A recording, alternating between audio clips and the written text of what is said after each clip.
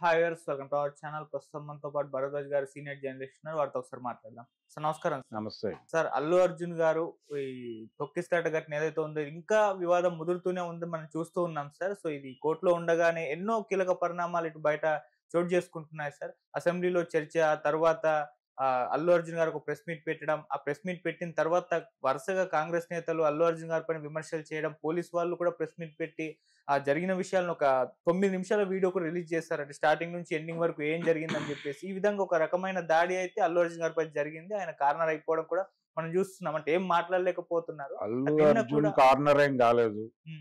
ఒకటి, అల్లు అర్జునే కార్నర్ చేస్తున్నాడు ప్రపంచాన్ని. ఓకే. ఎందుకంటే ఇప్పుడు సీఎం అసెంబ్లీలో మాట్లాడాడు. ఓకే, మీరు చేసి ఉండాల్సింది ఏమిటి? మీరు మొదటే ఏం చేసి ఉండాలి?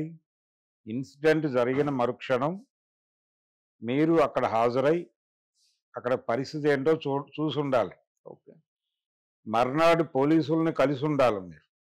ఎవరు? అల్లు అర్జున్ అనే మనిషి వెళ్ళి పోలీసుల్ని కలిసి ఉండాలి. సినిమాటోగ్రఫీ మినిస్టర్ని కలిసి ఉండాలి. వారి ద్వారా సీఎంని కలిసి, అయ్యా ఇది సంభవించింది అనుకోకుండా, అది ఎలా జరిగిందో, ఎందుకు జరిగిందో మీరు ఎలాగో దర్యాప్తు చేస్తారు. ఇన్ కేస్ దానిలో మా తప్పు ఏదైనా ఉండడానికి అవకాశం ఉంది. ఎందుకంటే మా అభిమానులు వచ్చారు, నా బౌన్సర్లు ఉన్నారు, నేను రావటంతో వాళ్ళు కొంచెం వాళ్ళలో ఎమోషన్ రైజ్ అయి ఉండొచ్చు. అక్కడున్న ఒత్తిడికి ఈ ఒత్తిడి తోడై ఉండొచ్చు. కాబట్టి మా వైపు నుంచి కూడా ఏవైనా తప్పులు జరిగి ఉండొచ్చు. అందుకు నేను ప్రపంచం మొత్తాన్ని క్షమాపణ వేడుకుంటున్నాను. మీరు దర్యాప్తు చేయండి. మీరు ఎలా చేద్దామంటే అలా చేద్దాం. మేము మా వైపు నుంచి ఆ కుటుంబానికి ఈ విధంగా బాసటగా నిలబడాలని అనుకుంటున్నాం. ఇది మా ప్లాన్. ప్రభుత్వం ఎలా చేస్తుంది, ఏం చేస్తుంది అనేది మీరు డిజైన్ చేయండి. మీరు ఎలా చెబితే అలా మనం మీ మార్గంలోనే వెళదాం అని గనక అని ఉంటే ఇష్యూ ఇక్కడ దాకా నడిచేది కాదు. మీరు ఇంటికి వెళ్ళిపోయి సైలెంట్గా ఒక వీడియో పడేసి ఇలా జరిగిందట, అది కేవలం యాక్సిడెంటు, నేను కొన్ని వేల సార్లు ఆ సినిమా థియేటర్కి వెళ్ళాను, ఎప్పుడైనా ఇలా జరిగిందా, నిన్న ఎందుకు అలా జరిగింది అంటే, ఇంతకాలం జరగనిది ఇప్పుడు జరిగింది కాబట్టి దీన్ని యాక్సిడెంట్ అనాలా?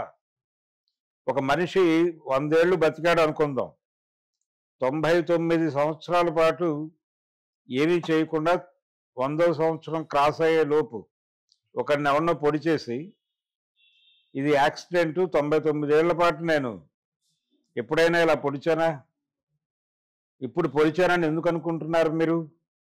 ఇది యాక్సిడెంట్ అంటే ఎలా ఉంటుందో అలా ఉంది ఆయన ఆర్గ్యుమెంట్. ఇప్పుడు అక్కడ తొక్కిసలాట జరిగింది. తొక్కిసలాట కంట్రిబ్యూటర్లు మీరు కూడా, మీ అభిమానులకు మెసేజ్లు వెళ్ళినాయి. మీరు అక్కడికి వస్తున్న విషయం రైటా రాంగా, అందరూ చేరలేదా, వాళ్ళు చెప్పినట్టుగా దూరం నుంచి మెట్రో స్టేషన్ కింద నుంచే ఆయన ఆ టాపు తీసేసి కారు మీద ఎక్కి చేతులోపడం అనే వీడియోలు బయటకు వచ్చినాయి. ప్రపంచం అంతా చూస్తోంది. సంజయ్ థియేటర్ ఎదురుకుండా మెట్రో స్టేషన్ లేదు కాబట్టి మెట్రో స్టేషన్ ఎక్కడుంది? సప్తగిరి థియేటర్ అవతల ఉంది. అక్కడ నుంచి వారు చేతులూపుతూ రావటం అనేది జరిగింది. ఆ అభిమాన సందోహం మొత్తం అలా థియేటర్ మీదకి తోయటం వలన ఆల్రెడీ అక్కడ స్పేస్ లేదు అనేది మొదట చెప్పుకోవాల్సిన విషయం. అక్కడ ఉన్న స్పేస్లో ఏ అకామిడేషన్ దొరుకుతుందో ఆ మేరకు మీరు ప్రోగ్రామ్ని డిజైన్ చేసుకోవాల్సిన బాధ్యత మీ మీద ఉంది. పోలీసులు పర్మిషన్ ఇచ్చారా లేదా అన్నది కాదు ప్రశ్న ఇక్కడ. వీళ్ళు అడిగారు, వాళ్ళు ఇవ్వలేదు. అసలు అది ఇష్యూనే కాదు, కావాలని ఆ ఇష్యూ మాట్లాడుతున్నారు. పర్మిషన్ వచ్చిందని ఎలా చెప్తాడు ఈయన? థియేటర్ వాళ్ళు నాకు చెప్పారా అంటున్నాడు. థియేటర్ వాళ్ళు కమ్యూనికేట్ చేస్తే నేను వెళ్ళాను, లేకపోతే వెళ్ళేవాడిని కాదు. నేను చట్టబద్ధంగా చట్టాన్ని గౌరవించే మనిషిని అని కూడా మాట్లాడాడు. ఓకే, అవన్నీ పక్కన పెట్టేయండి. మీ విజన్ ఉంది కదా, మీకు కనిపిస్తోంది కదా. సంధ్యా థియేటర్కి కొన్ని వేల సార్లు మీరు వెళ్ళినప్పుడు మీకు ఆ థియేటర్ పరిస్థితి ఏమిటి అనేది తెలుసు కదా, అక్కడ ఉన్న స్పేస్ ఏమిటో తెలుసు కదా మీకు. సంధ్యా 70 mm ముందు ఉన్నటువంటి స్పేస్ ఏమిటో మీకు తెలుసు కదా. ఆ పక్కన ఉన్నటువంటి ప్లేస్ 35 mm కోసం ఉన్న ప్లేస్ ఏంటో తెలుసు కదా.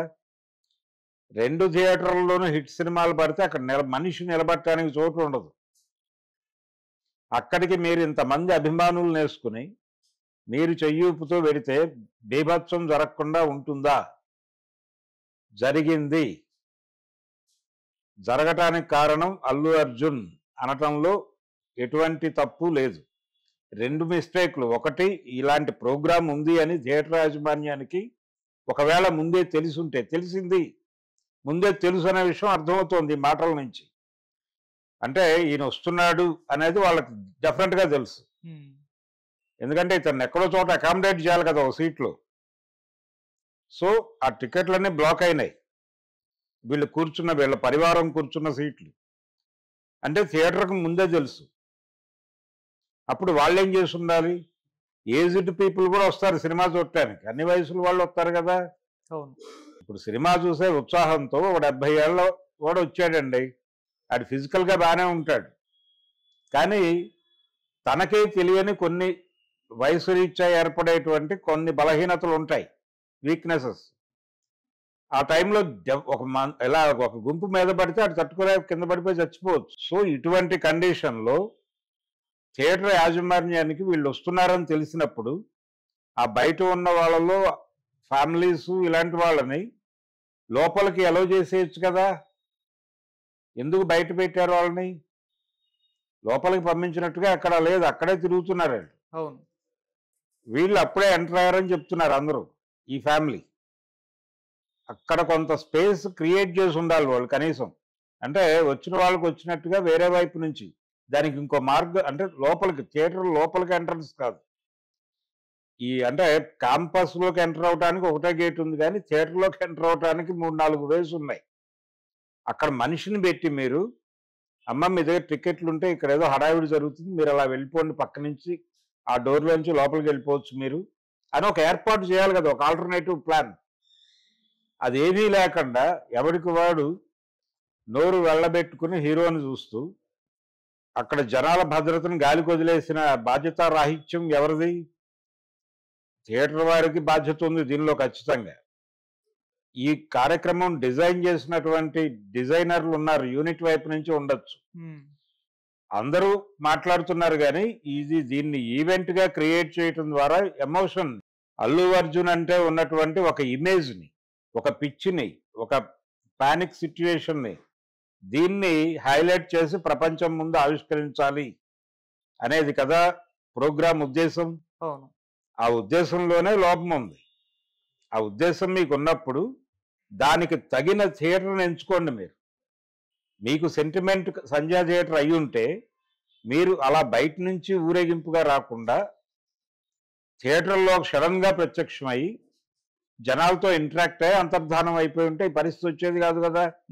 అలా జరిగింది. టోటల్గా వాళ్ళు ఆ అమ్మాయి మరణాన్ని విధివశాత్తు జరిగిందిగానే ఆవిడ ఆయుష్ తీరి ఆవిడకి భగవంతుడు సంధ్యా థియేటర్ ప్రాంగణంలో చావు రాసిపెట్టి ఉండబట్టి జరిగింది తప్ప లేకపోతే జరిగేది కాదు అన్న టోన్లో మాట్లాడుతున్నారు అందరూ.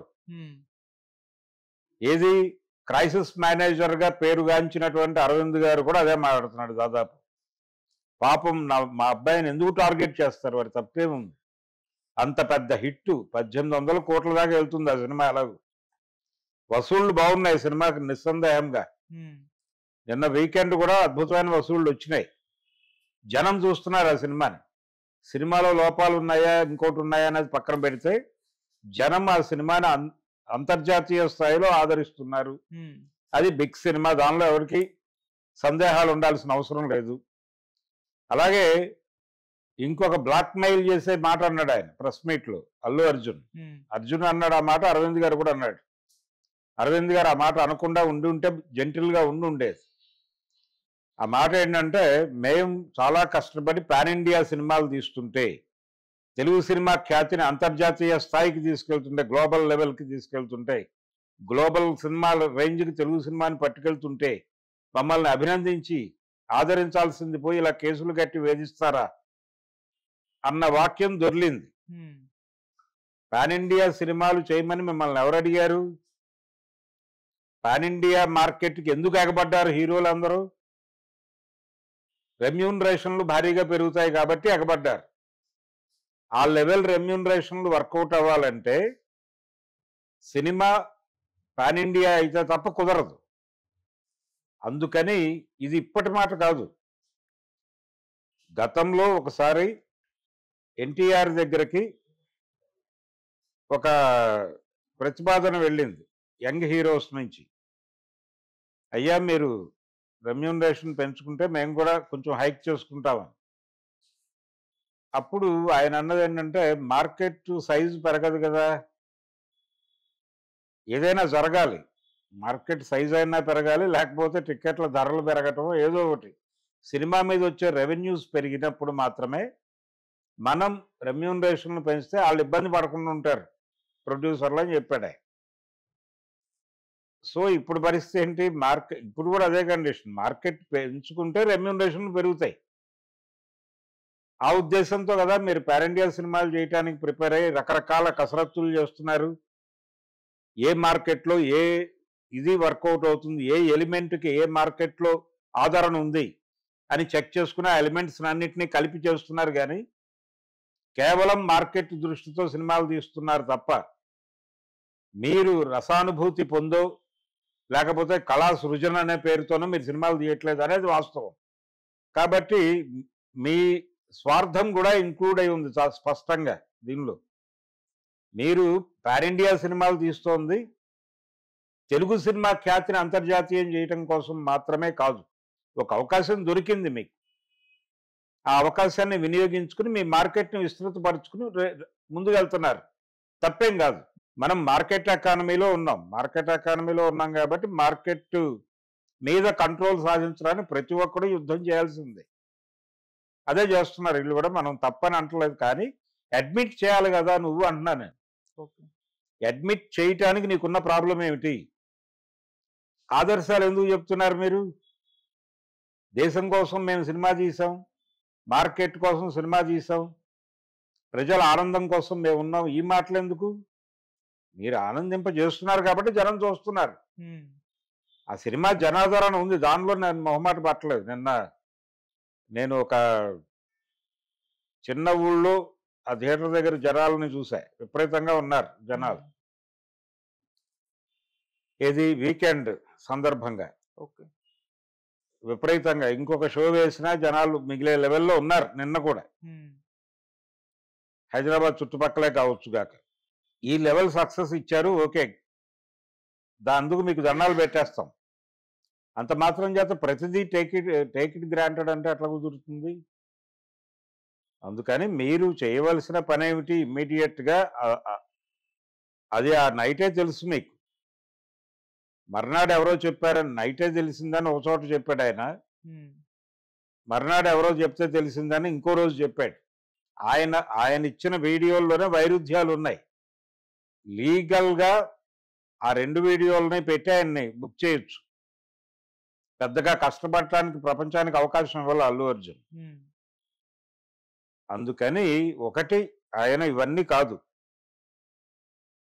ఇన్సిడెంట్ జరిగింది మన సినిమా దగ్గర అనుకున్నప్పుడు ఇమ్మీడియట్గా మీరు హాస్పిటల్కి వెళ్ళిపోవాలి. పర్మిషన్లు ఇవన్నీ ఆలోచిస్తున్నారంటేనే స్కీమ్ ఉంది మీ బుర్రలో అని అర్థం.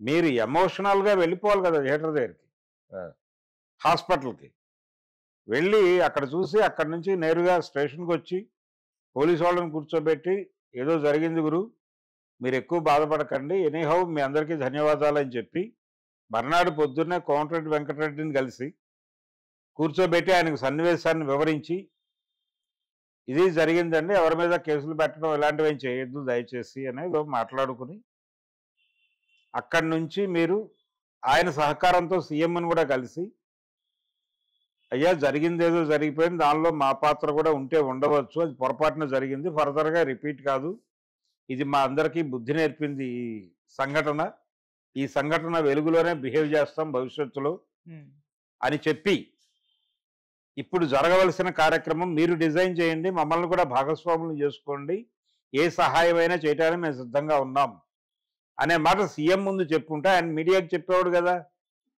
క్లోజ్ అయిపోయేది కదా. ఇప్పుడు ఏం జరిగిందంటే ఎక్కడ గొడవ రగులుతోందంటే ఈయన అల్లు అర్జున్ ఎక్కడికి వెళ్ళలేదు, ఇంట్లో కూర్చున్నాడు. అటు నుంచి దాడులు జరుగుతున్నాయి, అరెస్ట్ జరిగింది. ఆయన ప్రెస్ మీట్ పెట్టి నన్ను అన్యాయంగా అరెస్ట్ చేశారు. ఎవరో అంటే ఒక అన్వాంటెడ్ మా బెడ్రూమ్ దాకా వచ్చి నన్ను అరెస్ట్ చేశారు. బెడ్రూమ్ ఏంటి, బాత్రూంలో ఉన్న లాక్కెళ్ళి అరెస్టులు చేసిన వాళ్ళు ఉన్నారు కదా ఈ దేశంలో. ప్రజలు అనవసరంగా ఇబ్బంది పెట్టి హరాస్ చేసిన వాళ్ళు ఈయన ఒకటే మొదటివాడు కాదు కదా. ఇళ్లలోంచి తీసుకెళ్లి తర్వాత మాకేం తెలియదని చేతులు దులుపుకుని మధ్యలో చంపేసిన సంఘటనలు కూడా అనేక ఉన్నాయి పోలీసు చరిత్రలో. పోలీసు వారి చరిత్ర చిన్నదేమీ కాదు. కానీ మీ బెడ్రూమ్ దాకా వచ్చేసారని మీరు గగ్గోలు పెట్టడం అంటే మిమ్మల్ని మీరు సామాన్య ప్రజలలో లేనట్టుగా మిమ్మల్ని మీరు ఒక స్వర్గంలో ఉంచుకున్నారు. అక్కడి నుంచి మొదలైంది మీరు రూట్కి దూరం అవటం. మీరు Pushpa character, first half character చాలా గ్రౌండ్లో ఉంటుంది. సెకండ్ పార్ట్ పుష్ప క్యారెక్టర్ ఆకాశంలో ఉంటుంది. ఈ తేడానే కనిపిస్తోంది ఇక్కడ కూడా. అందుకని ఎన్ని చెప్పినప్పటికీ ఆయన ఆ రోజు స్పందించిన తీరు కరెక్ట్గా లేదు. తర్వాత కూడా ఆయన మాట్లాడుతున్న ధోరణి బాలేదు. వారి తండ్రి గారు మాట్లాడుతున్న ధోరణి కూడా అంత గొప్పగా ఏమీ లేదు. ఈ చిరంజీవి ఇలాంటి వాళ్ళు మాట్లాడకపోవడానికి కూడా కారణం అదే. ఎందుకు వాళ్ళు ఏదో సెటిల్ చేసుకుంటారులే అన్న టోన్లో వదిలేస్తున్నారు. ఓకే, ఇది టోటల్గా ఆ రోజు జరిగినటువంటి ఇన్సిడెంటు, దాని మీద ప్రస్తుతం నడుస్తున్నటువంటి వ్యవహారానికి సంబంధించి నా అభిప్రాయం. నిన్న కూడా సార్ అల్లు అర్జున్ గారి ఇంటి పైన ఓయూ చేసి నాయకులకు నిరసన తెలియజేసి అక్కడ దాడి కూడా చేశారు. రాళ్ళు ఇసిరారు, పూల కుండీలు పగలు కొట్టేశారు. ఇదంతా కూడా హడావిడి చూస్తాం. మళ్ళీ అప్పుడు అల్లు అరవింద్ గారు కూడా మాట్లాడారు, ఇప్పుడు నేను సంయమనం పాటించాల్సిన టైం ఇది అని చెప్పేసి కూడా ఆయన చేశారు. ఈ దాడిని ఏ విధంగా చూస్తారు? ఎవరు సంయమనం పాటించాలి? అల్లు అరవింద్ గారు ఆయన పాటించాలని చెప్పారు. అందరూ పాటించాలనేది చెప్పాడు ఆయన. ప్రపంచంలో అందరూ సంయమనం పాటించండి అని ఒక చిన్న సందేశం లాంటిది ఇచ్చాడు ఆయన. జాతిని ఉద్దేశించి ప్రసంగించాడు. ఓకే, అది వర్కౌట్ అవ్వచ్చు, కాకపోవచ్చు, అది దైవాధీనం. అయితే మీరు జరిగిన దానిలో మీ లోపాలను మీరు ఐడెంటిఫై చేసి వాటిని నెమ్మదిగా ఇవి జరగడానికి దారి తీసిన పరిస్థితులు ఏంటో ఎస్టాబ్లిష్ చేసుకుని సీఎంని కలిస్తే పరిష్కారం అవుతుంది. ఎందుకు మీరు దీన్ని లాంగ్గా నడుపుతున్నారు? పాత జబ్బుగా మారిపోతే అది తరచూ ఇదవుతూ ఉంటుంది. మాకు ఏదో రోజున ఏదో పద్ధతిలో ఒక వీక్నెస్ వస్తే ప్రమాదం అవుతుంది. అందుకని కొంచెం కాన్షియస్గా ఉండి అప్పుడే ఇమ్మీడియట్గా ఆయన రెక్టిఫై చేసుకుని ఉండొచ్చు. కానీ ఆయన ఇప్పుడు ప్రభుత్వమే చేస్తోంది అంతా అనే విషయం ఎస్టాబ్లిష్ చేశారుగా అందరూ. వీళ్ళేమి అంటే ఆయన బన్నీవాసుని పంపించానని చెప్పాడు ప్రెస్ మీట్లో.